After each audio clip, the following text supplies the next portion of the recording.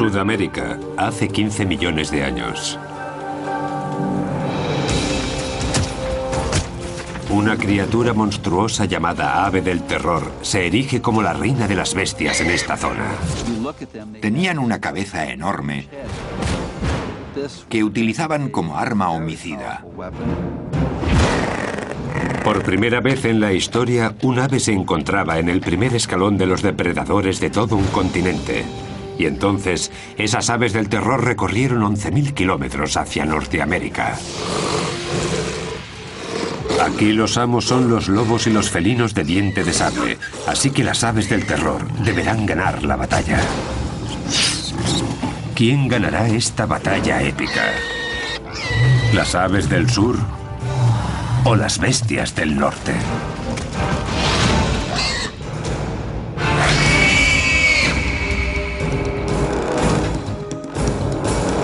Depredadores prehistóricos, las aves del terror.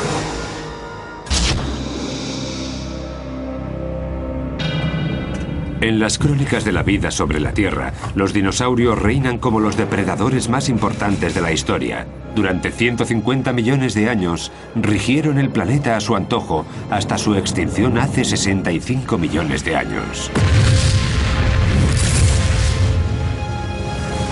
Hay quienes creen que fue un asteroide o un cometa lo que causó su desaparición, y que una vez extinguidos, se abrió la veda para lograr el puesto de superdepredador. Los mamíferos adelantaron posiciones en gran parte del planeta, pero en Sudamérica las cosas no siguieron las mismas reglas. El istmo de Panamá aún no se había creado y el agua rodeaba el continente sudamericano. Fue el aislamiento lo que hizo que aquí la evolución siguiera un curso distinto. Constituía una isla enorme cubierta de sabanas rodeadas de bosques. En este lugar, los mamíferos eran en su mayoría herbívoros que iban desde grandes perezosos hasta extrañas criaturas armadas como los gliptodontes.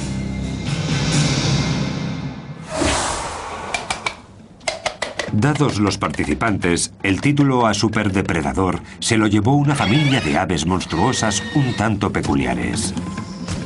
En la actualidad las conocen como aves del terror y vivieron unos 158 millones de años. Como veis, la cabeza es enorme, como en todas estas aves terroríficas, por lo que podían golpear con muchísima fuerza a una presa potencial, que moriría prácticamente al instante. ¿Cómo habrían logrado conseguir esa fuerza unas aves? Se han encontrado restos fósiles de estos pájaros enigmáticos que ahora se encuentran en laboratorios científicos, pero los orígenes de las aves del terror siguen siendo un misterio. El registro de fósiles da algunas pistas, pero la investigación iniciada hace más de 120 años sigue en marcha. En 1887, el paleontólogo Florentino Ameghino escribió sobre un fósil que habían encontrado en la Patagonia argentina. Era un hueso de mandíbula que no presentaba dientes y que pertenecía a un cráneo de unos 60 centímetros. Dadas las dimensiones y según Ameghino, debía de tratarse de un mamífero. Tras varias investigaciones y sus posteriores descubrimientos, se dio cuenta de que se había equivocado. A los científicos les llevó otros 4 años identificar a aquellos grandes depredadores como aves. Las pistas clave las encontraron en el centro de los propios huesos fósiles. Luis Chiappe es uno de los expertos en estos pájaros más importante del mundo. Se dedica a estudiarlos en el Museo de Historia Natural de Los Ángeles.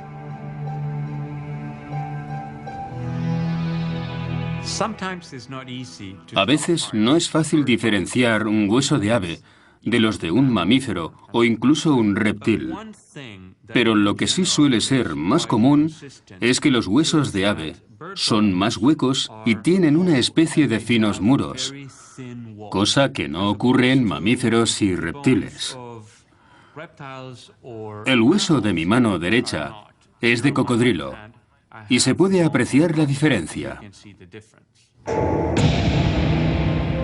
Con el tiempo fueron apareciendo más fósiles de aves. Pero, ¿de qué tipo? Sin lugar a dudas, de los grandes y de ejemplares sin alas. Posteriormente se encontraron también cráneos con picos muy afilados y con forma de gancho, lo que indicaba que estos monstruos eran carnívoros. Cuando apareció el primer cráneo completo de un ave del terror, los científicos se dieron cuenta de que aquel superdepredador no era un mamífero sin dientes, sino un ave depredadora y un ave gigante. Los picos en forma de gancho y las garras afiladas son las dos características que las aves del terror comparten con las aves de rapiña actuales. Solo que si tenemos en cuenta que medían hasta 2 metros y pesaban unos 180 kilos, estos pájaros dan mucho más miedo. Durante los primeros 100 años, tras el primer fósil encontrado, los científicos se toparon con restos suficientes para lograr identificar hasta 17 especies distintas de estas aves. Variaban en tamaño y vivieron en épocas diferentes durante un tiempo total de casi 60 millones de años. Pero en 2005 ocurrió algo inesperado. En Argentina salieron a la luz indicios de una nueva ave del terror. Un alumno de secundaria, Guillermo Aguirrezabala, salió a buscar fósiles con un amigo y acabaron realizando un descubrimiento histórico. Guillermo, ahora estudiante de paleontología en Buenos Aires, se ha sentido fascinado por los fósiles desde que era un niño. El hallazgo fue en el verano de 1999. No recuerdo bien la fecha, pero tiene que ser marzo. Sucedió a las afueras de la ciudad de Comayo, cerca de la linde oeste de la Patagonia Argentina. Se sabe que estas aves habitaban toda esa zona, además de Uruguay y Brasil. Nosotros ya habíamos encontrado algún que otro fósil, por lo que ya conocíamos los lugares y también sabíamos reconocer los fósiles. Este, particularmente, era un cráneo casi completamente cubierto. A partir de que encontramos las primeras piezas, contactamos con la gente de la Asociación Paleontológica de Bariloche. Y allí fue donde aprendimos a extraer fósiles. Guillermo y su amigo cubrieron con cuidado su hallazgo y lo transportaron unos 60 kilómetros hasta la ciudad de Bariloche. Lo entregaron al Museo de Paleontología de aquella pequeña ciudad y allí estuvo prácticamente ignorado durante 5 años. Cuando Luis Chiappe se enteró de lo ocurrido, se llevó un equipo internacional para que clasificase el nuevo ejemplar en la familia de las aves del terror. Resultó que se trataba de una especie totalmente nueva. Este cráneo mide casi 70 centímetros. Es enorme. Nos dejó atónitos. Fue un momento único. Eso sin duda. El equipo de Luis dató el cráneo en hace 15 millones de años y lo llamó Kelenken guillermoi. Kelenken por un antiguo espíritu de la Patagonia y Guillermoi por Guillermo. Se trataba de un descubrimiento único. Estaban ante una especie nueva con una cabeza distinta a la de cualquier otra ave de la historia. Con un cráneo de casi 70 centímetros, estamos ante el cráneo de ave más grande del mundo. Es incluso más grande que el de un caballo. Luis comparó los fósiles de otras aves del terror con los del Kelenken, tanto el cráneo como los huesos de una pata que se encontraron al mismo tiempo. Su deseo, aprender más cosas sobre el Kelenken, fuerza, velocidad. Tras examinar el cráneo de un ejemplar más pequeño de esas aves terroríficas, Luis Chiappe comienza a hacerse una idea de qué aspecto podría tener la especie nueva. Durante su estancia en Bariloche, la paleontóloga Sara Bertelli analizó los huesos de Kelenken del museo, los comparó con los de otras aves del terror y estipuló las posibles medidas de un Kelenken.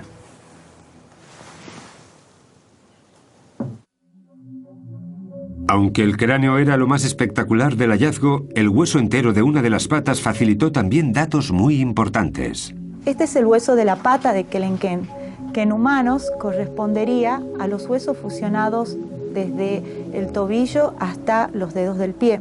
El hueso muestra una figura inesperadamente esbelta para un ave de esas dimensiones. Algunas de las otras familias de aves del terror eran mucho más gruesas y se cree que tendían emboscadas a sus presas. El kelenken era diferente. Por eso, en las aves de terror, que son más grandes y robustas, este hueso es corto y ancho. En las aves más rápidas, este hueso es largo. Y esta es la condición de kelenken, por lo cual nosotros pensamos que era un corredor. El kelenken está entre las aves del terror más altas y rápidas. Pesaba alrededor de 180 kilos y medía unos 2 metros de alto. Sus patas eran muy esbeltas y musculadas, por lo que debían de alcanzar velocidades altas. Desde la punta del pico hasta la cola medían unos 3 metros, pero vistos de frente sorprendían con sus escasos 45 centímetros de ancho. Seguramente para que las presas potenciales no los descubrieran fácilmente. Sin embargo, los estudios de Sarah revelan que la fuerza de un mordisco suyo es inversamente proporcional a su anchura. Los huesos del cráneo de un kelenken albergan numerosos músculos unidos a las sienes, lo que da una pista del gran poder de sus mandíbulas. Estos músculos controlan la fuerza de un buen mordisco en muchos animales y representan una de las características que incluso los humanos compartimos con las aves del terror. Si colocamos nuestra mano en esta zona y abrimos la mandíbula, podemos sentir la contracción de los músculos temporales. Estos músculos, la cicatriz dejada por estos músculos en el cráneo del kelenken ocupa la mayor parte del techo del cráneo, lo que nos da una idea de la tremenda fuerza que tenía esta ave al morder. Otro grupo de cicatrices revela la fuerza de los músculos del cuello, fuerza que facilitaba a estas aves del terror la tarea de emprenderla a golpes con sus presas, a la vez que las asustaban con su enorme pico y sus fuertes garras. Valiéndose de su cabeza, como si de un hacha se tratara, las aves del terror clavan su pico en su presa y son capaces de atravesar carne e incluso algunos huesos. La cabeza de estas aves era una auténtica máquina de matar, un arma muy poderosa que bien les valió el puesto de superdepredador de toda Sudamérica.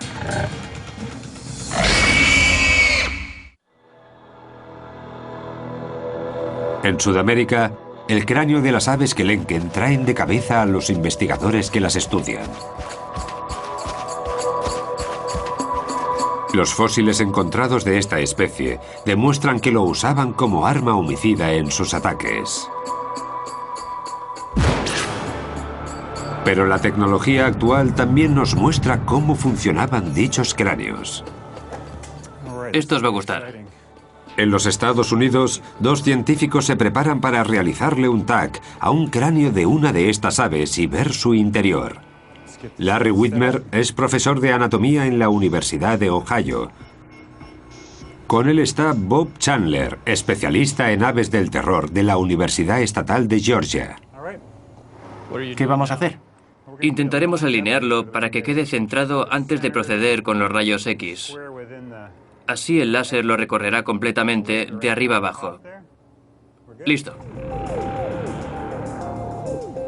El proceso parte del cráneo de un ave del terror y le da la vuelta. No tarda ni un minuto, pero las imágenes resultantes dan pistas de la naturaleza de aquellas aves y de cómo vivían y cazaban.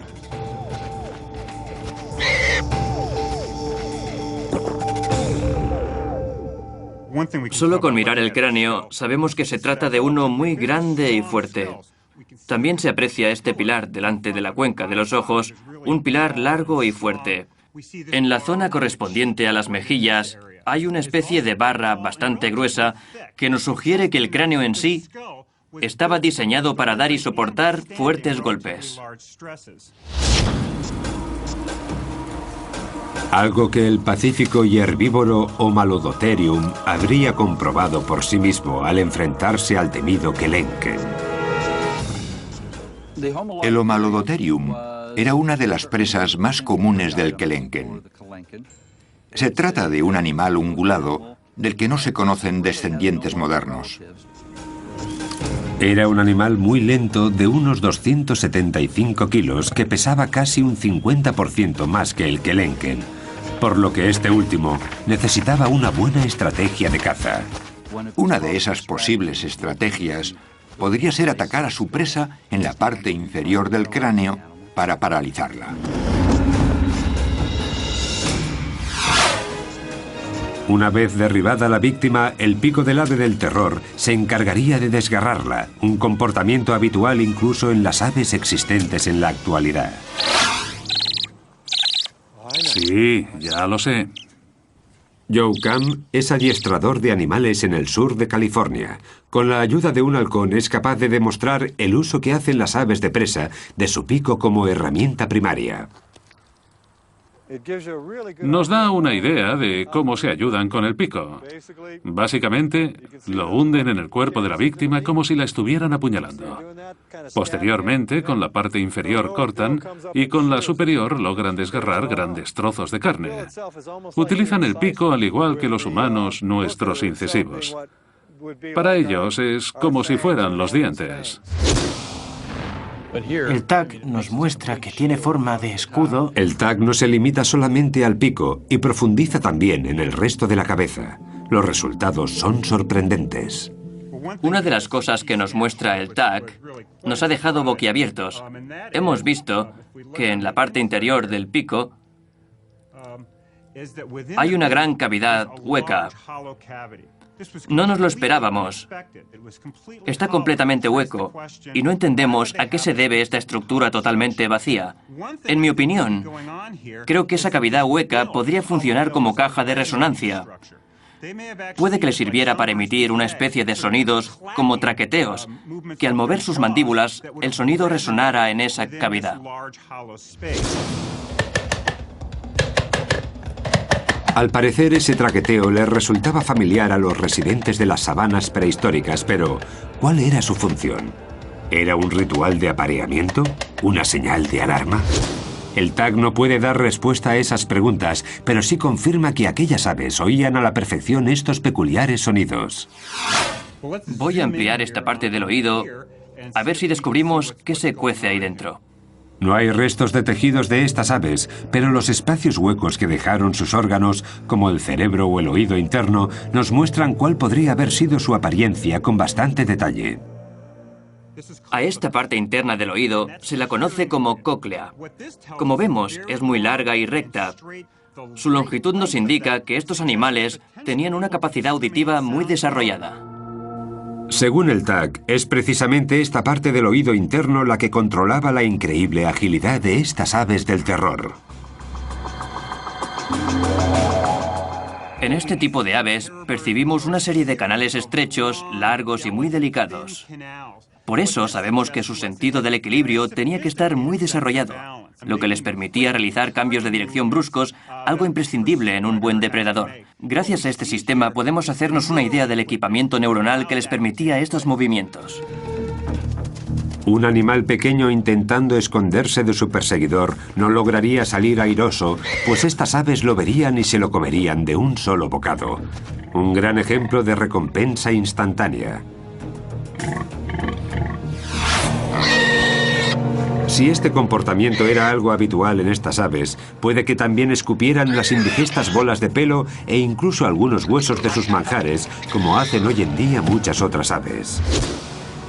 Si las imágenes por ordenador que muestran los canales auditivos de estos animales nos indican que las aves del terror eran avezados cazadores, ¿qué descubriremos al estudiar las imágenes de su cerebro?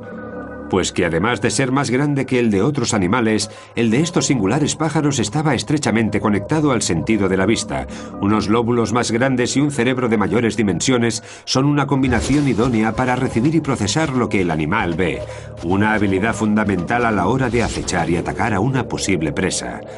Sin embargo, sorprende que no haya indicios de la presencia de un órgano olfativo, lo que sugiere que era más un depredador activo que un ave de rapiña. Algunos carnívoros, como los osos, son también animales carroñeros y dependen de su olfato para encontrar la carne muerta. El tag indica que las aves del terror no pertenecían a ese grupo. Estos animales no tenían el sentido del olfato nada desarrollado. Estamos ante el cerebro de un depredador. ¿Qué se les pasaría por la cabeza a estas aves del terror cuando encontraban una posible presa como el gliptodonte? El gliptodonte es uno de los animales más característicos de entre todos los mamíferos de Sudamérica, por su armadura ósea y resistente. Es un animal que vivió en la era de los Kelenken y que pesaba unos 90 kilos. La armadura le cubría todo el lomo, desde la cola hasta lo alto de la cabeza. Hablamos de un animal al que no debía ser muy fácil matar, porque poseía un caparazón de 1,5 centímetros de espesor. Ahí es donde entra en acción el poder cerebral de las aves del terror. Llevamos mucho tiempo gastando bromas sobre el escaso tamaño del cerebro de los pájaros, pero este es relativamente grande. Estos centros de aquí pertenecen al córtex cerebral. Como se puede ver aquí, en estos ejemplares está muy extendido, lo que indica que estos animales tenían mucha capacidad para enfrentarse a condiciones inesperadas. Tenían una cierta capacidad de razonamiento a la hora de resolver problemas. Y el armado gliptodonte era sin duda un problema. Me imagino al Kelenken acechando al gliptodonte, pensando en cómo atacar, barajando sus opciones de éxito. Al final, tras estudiar los movimientos de su presa, un ave del terror se habría dado cuenta de que si metía una de sus patas por debajo del caparazón del gliptodonte, podría darle la vuelta y dejar a su víctima con el vientre expuesto.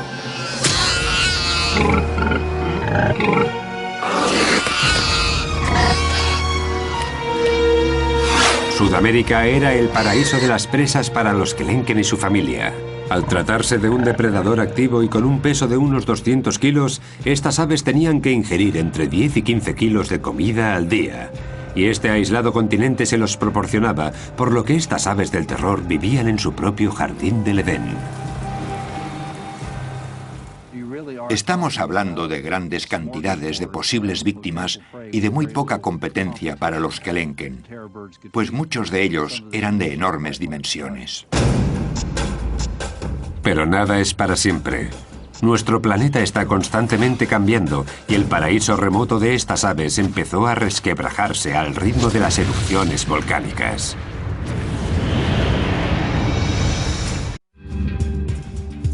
Hasta 1961 los científicos creían que las aves del terror habían vivido únicamente en Sudamérica, pero el hallazgo de un hueso de una de sus patas y de una de sus garras abrió nuevas posibilidades. No se lo creían. Pensaron que debía tratarse de otra cosa. Esta cinta muestra a varios científicos trabajando en el río Santa Fe de Florida, el lugar en el que aparecieron los fragmentos de una criatura a la que identificaron como Titanis valeri, hasta ahora la única ave del terror encontrada en el continente norteamericano. ¿Se imaginan la emoción que nos embargó a todos cuando descubrimos los restos del primer espécimen conocido de esta especie aquí en Florida? Esta criatura, oriunda de un continente aislado por el agua, consiguió llegar a 11.000 kilómetros de su lugar de origen. Su ruta seguía un sendero de lava y cenizas procedentes de varios volcanes.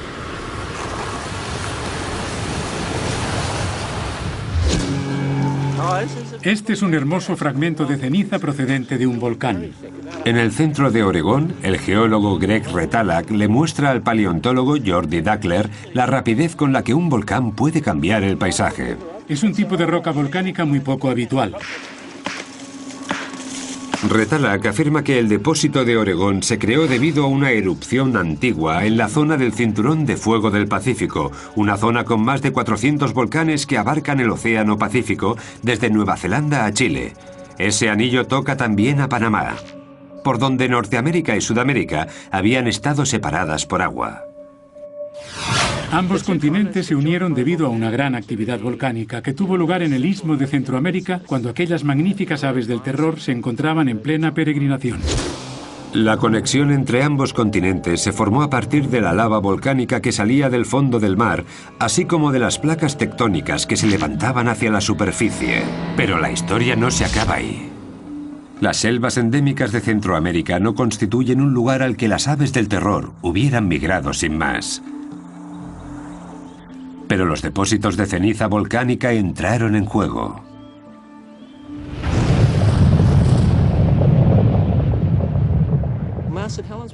Cuando el monte Santa Elena entró en erupción, originó una capa de 1 metro de ceniza más o menos. Pero este en concreto creó una capa de 33 metros, y a 600 grados centígrados su erupción fue mucho más grande que la de Santa Elena. El volcán que creó este depósito explotó a unos 325 kilómetros de aquí. La capa más gruesa de rocas que dejó a su paso ocupa un área de unos 300.000 kilómetros cuadrados. Las desafortunadas criaturas que se encontraban aquí acabaron chamuscadas. Todo, árboles, animales, plantas, todo quedó sepultado bajo los ríos de lava que a 600 grados centígrados quemaron todo lo que encontraron a su paso. Las temperaturas eran superiores a las de un crematorio. No pudieron escapar. Nada podría sobrevivir a aquello. Hace entre 3 y 5 millones de años, varias erupciones como esta en Panamá provocaron lo que Retalhak llama resurgimiento instantáneo de tierra. Destruyó las selvas y abrió el camino de las aves del terror hacia el norte. De tal forma que cuando las plantas volvieron a colonizar estas tierras devastadas por la ceniza, los animales acostumbrados a los espacios abiertos encontraron un nuevo paraíso entre sus ojos, como las aves del terror. Lo más probable es que aquellas que lograron sobrevivir a las erupciones migraran entre 400 y 500 kilómetros. Los huesos del Titanic que se encontraron en Florida constituyen una prueba de que las aves del terror cruzaron el istmo de Panamá para llegar hasta Norteamérica.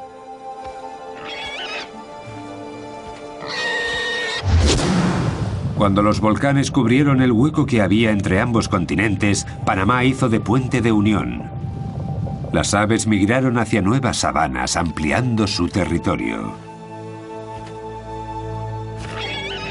Creo que estos animales eran como el resto. Si ven terreno a su disposición, harán todo lo posible por ocupar cuanto más mejor. Desde aquel gran descubrimiento en 1961 solo se han encontrado un puñado de fósiles de aves del terror norteamericanas. Actualmente hay registradas 42 especies de titanis en Norteamérica. 41 de ellos están en el Museo de Historia Natural de Florida. Sin un cráneo o un hueso largo es casi imposible que los expertos logren hacerse una idea completa de cómo serían estas aves. Lo único que tienen que estudiar son escasos y pequeños fragmentos. Irv Quittmeyer calculó las posibles dimensiones del Titanis comparándolo con otras especies de estas aves. Usó, por ejemplo, la base del fragmento de pata de Titanes disponible para calcular la longitud aproximada de una pata entera. Al estudiar este hueso vimos que es bastante ancho. Una base así tiene que haber sostenido un hueso largo y un ave considerablemente alta. Para verlo mejor vamos a jugar con estos trozos de plastilina y un par de reglas. En una base más pequeña, esta estructura se habría caído. Por eso necesitaba una base más grande para sostenerse en pie. Es decir, base grande, hueso largo, pájaro grande, base pequeña, hueso más corto, pájaro pequeño. El juego numérico de Quittmeyer implica también comparaciones entre 16 especies diferentes de estas aves. Incluso analizó una chuña sudamericana, el pariente vivo más cercano a las aves del terror. Estos estudios dieron como resultado las dimensiones del esqueleto metálico de Titanis que se construyó en el Museo de Florida, la primera visión general de un ave del terror.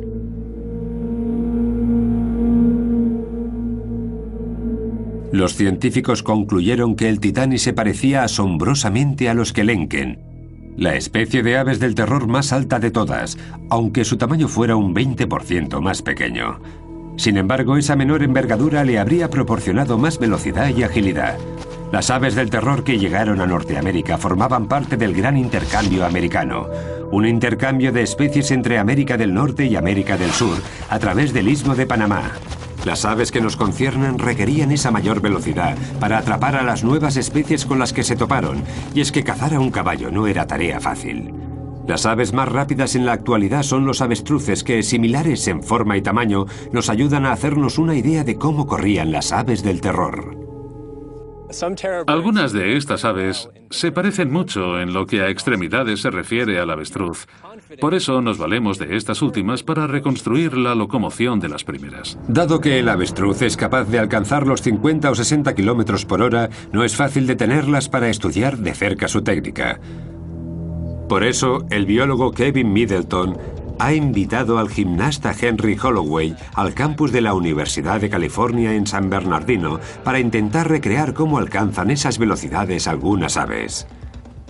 Henry nos demostrará cómo se mueven las patas del avestruz con la ayuda de un equipo especial. Son unos zancos, unas estructuras de aluminio hechas de fibra de carbono que te dan un impulso equivalente al que proporcionas tú al saltar. Ahora Henry podrá correr como un avestruz gracias a la imitación de unos tendones nuevos muy largos y elásticos.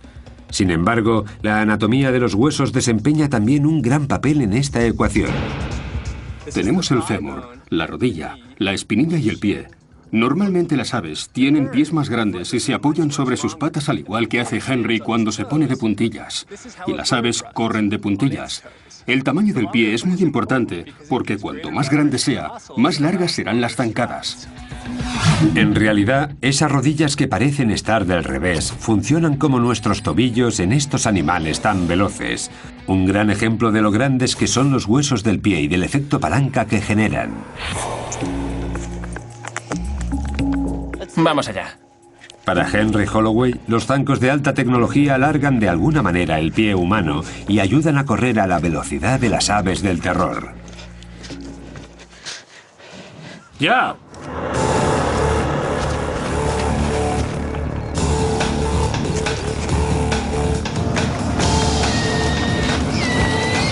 Da zancadas de 2 metros y alcanza los 37 kilómetros por hora. Las aves del terror, con patas más largas y músculos más desarrollados, pegarían saltos de hasta 3 metros y alcanzarían los 65 kilómetros por hora como el avestruz de hoy en día. En una carrera de alta velocidad, el Titanis debía seguir el ritmo de un caballo si no quería que éste le diera una buena coz. Las aves del terror tenían buenos reflejos y arrancaban con facilidad. Cuando alcanzaban a su presa, le propinaban un buen golpe con el pico en la parte posterior del cuello, hiriéndola gravemente. Cuando el animal hubiera muerto desangrado, atacaría de nuevo para despacharlo finalmente.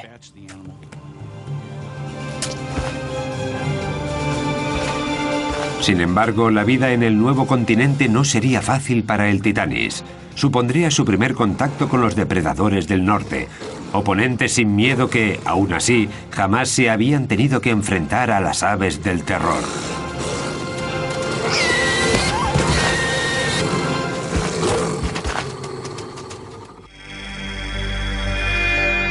Hace alrededor de 5 millones de años, en lo que ahora se conoce como el sureste de los Estados Unidos, un recién llegado misterioso se alimentaba de caballos primitivos. En su hábitat habitual, las aves del terror eran el depredador más fuerte de la cadena, pero en Norteamérica habrían de ganarse el puesto frente a criaturas totalmente desconocidas para ellas. En la misma época en la que vivía el Titanis en América del Norte, había un animal parecido al lobo llamado lobo Edwards. No igualaba a los lobos actuales en tamaño, pero sí era más grande que el coyote. Aquellos lobos que solían cazar en grupo estaban decididos a robarles a las aves del terror sus presas, pero no era un oponente habitual y mucho menos fácil. Dependían de su instinto y lograron expandirse. Era una cuestión de atención, de ver quién lograba despistar al otro y por cuánto tiempo. Si te despistas y tienes que enfrentarte a un lobo, seguramente no tengas muchas opciones de aprovechar tu energía y mantener a los demás a raya. Los lobos modernos suelen agobiar a sus presas. Seguramente sus primos prehistóricos hicieran algo semejante. Creo que el momento crucial en su relación tuvo lugar cuando el Titanis se dio cuenta de que su vida corría peligro. Cuando aquellas aves del terror se hicieron a la idea de que sus víctimas iban en grupo y también tenían su propia estrategia, decidieron emplear su energía en otras cosas y no sobre un cadáver. El Titanis entró en crisis. A medida que se acercaban los lobos, él se ponía más nervioso. La tensión es extrema y un movimiento en falso puede ser decisivo. Un sacrificio importante da la victoria a los lobos.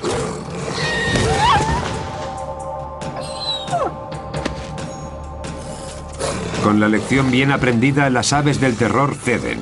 Su inteligencia las ayudará a cambiar de estrategia de caza. Estoy seguro de que la primera vez que una de aquellas aves terroríficas se encontró con una manada de lobos, se dio cuenta de que no merecía la pena enfrentarse, porque acabaría perdiendo la batalla. Cambiaron de estrategia, empezaron a evitar los encontronazos. Si mataban una presa, vendrían los lobos inmediatamente, y las aves no querían convertirse en parte del menú. Los depredadores constituían también un peligro para los huevos de estas aves. Los científicos creen que debían de ser similares a los huevos de avestruz, también manjar de los depredadores actuales. Hoy en día, muchos depredadores logran mantener alejados a los avestruces de sus huevos. Sin embargo, los depredadores prehistóricos habían de esperar a que las aves del terror se despistaran de sus nidos. Si estos huevos se parecían a los de avestruz, ¿eran muy resistentes? Para comprobarlo, colocamos una tabla de madera sobre un único huevo de avestruz y vamos añadiendo pesas de hierro, 10 kilos cada una. La tabla concentra todo el peso en un punto, pero, aún así, el cascarón soporta la presión hasta un total de 80 kilos. Después se rompen. Sin embargo, es una fuerza ilusoria. Si ese mismo huevo se cayera desde una altura de 60 centímetros, rompería al instante, y lo mismo si chocaran dos huevos. A un lobo Edwards no le costaría mucho cascar un huevo de un ave del terror para poder degustar el manjar de su interior. Pero tampoco era el único depredador norteamericano al que debía enfrentarse el Titanis. Entre los más peligrosos contamos al Smilodon gracilis, un antepasado de los felinos de dientes de sable. Estos últimos harían su aparición en el planeta en la era siguiente. Un enfrentamiento entre un guepardo y un avestruz reflejaría cómo los felinos prehistóricos evitaban enfrentarse a un ave del terror adulta. Sin embargo, con los polluelos la historia era otra. Si pensamos en una hembra de paseo con sus polluelos, no nos costará imaginarnos a una de las diminutas crías rezagada del grupo. Es justo ese el momento que aprovechan los felinos para saltar sobre ella, agarrarla y comérsela. No tan rápido. La madre entra en acción. Si el felino no logra escapar, se preparará para atacar a su oponente. Con las garras intentará alcanzarlo en el pecho. Sin embargo, el ave va mejor armado. Su enorme cabeza será su mejor aliado y el felino resultará herido de muerte a cabezazos. Aunque es demasiado tarde para salvar al polluelo, que falleció desnucado.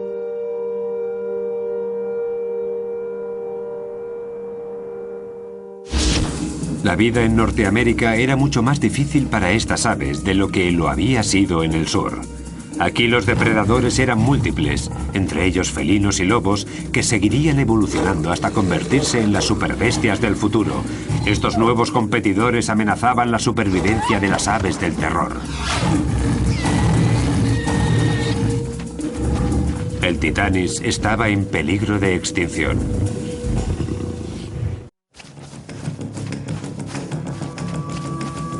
El reinado de las aves del terror duró cerca de 60 millones de años. En Sudamérica eran el primer depredador de la cadena. En el norte, inmigrantes intrépidos. Su extinción forma parte de un puzzle que los científicos aún no han conseguido completar.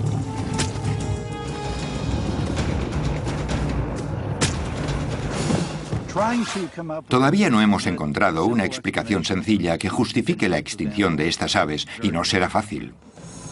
Uno de los grandes factores podría ser el gran intercambio americano, la mezcla de especies que emigraron de norte a sur y viceversa y que dificultó la vida de las aves del terror. La falta de competencia por parte de otros depredadores los mantuvo vivos.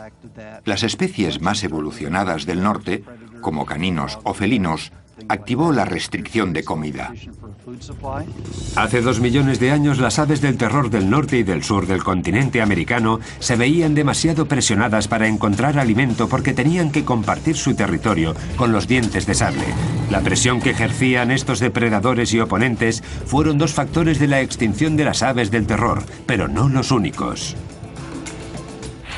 No creo que estas aves fueran derrotadas por los mamíferos, sino que se trató más bien de un cambio climático. Hace 2 millones de años el planeta sufrió una serie de eras glaciales. En el norte, el océano se convirtió en hielo. El nivel del mar descendió y con él las zonas húmedas, como en Florida, donde vivían los titanis. El paisaje se secó. La vegetación también sufrió un cambio importante por culpa de la falta de agua, y las consecuencias afectaron a la alimentación de toda la cadena. El número y la variedad de animales de los que se alimentaba el titanis se vio alterado. Es como el efecto dominó. Es como si el cambio climático originó la extinción del titanis. En Sudamérica, los Andes continuaron el ascenso que habían comenzado hacía millones de años. Cada vez más bloqueaban las lluvias y las sabanas se fueron convirtiendo en secas estepas. Las aves estaban cada vez más afligidas. Medio ambiente, peligro, competencia.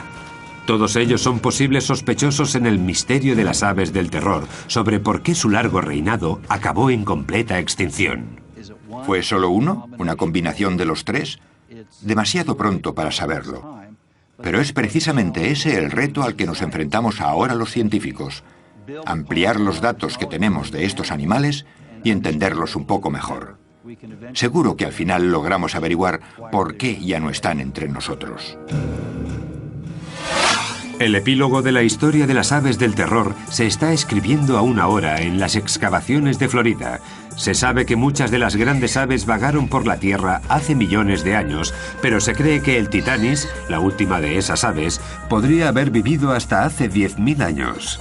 Lo que significa que podrían haber llegado a tener contacto con los humanos.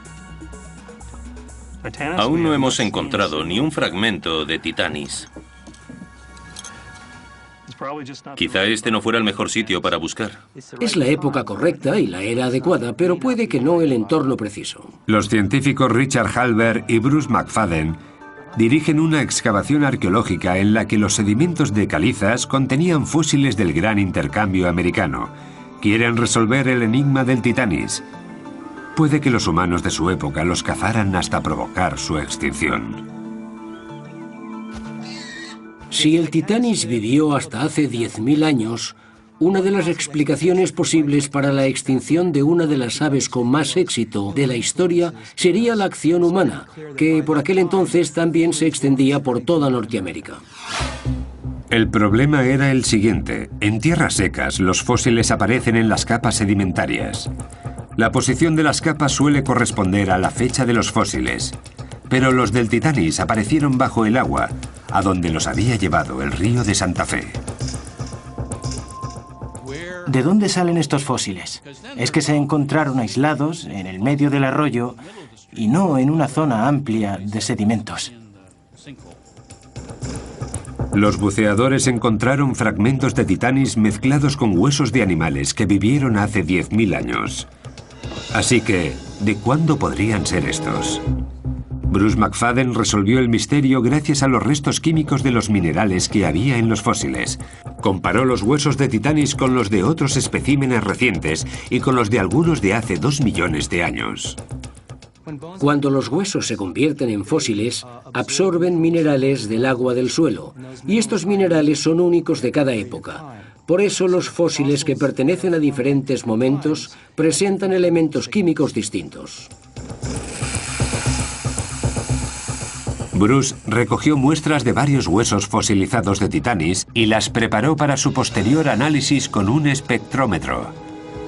Los resultados dieron el perfil de los elementos químicos de dichos huesos. prueba concluyente de que vivieron mucho antes de que el hombre llegara a Norteamérica.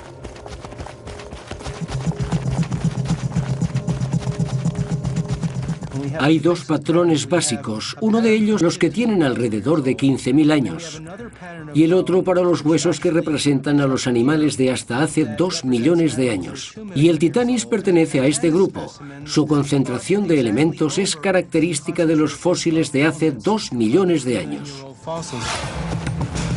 Sorprendentemente, la historia no se acabó allí.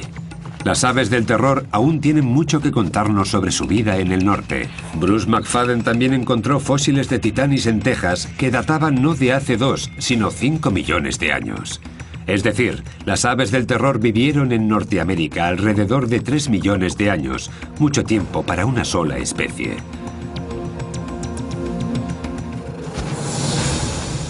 Una gran señal de adaptación para una familia de depredadores espectaculares. A pesar de contar con numerosos competidores, el Titanis fue el legítimo sucesor de las grandes aves del terror.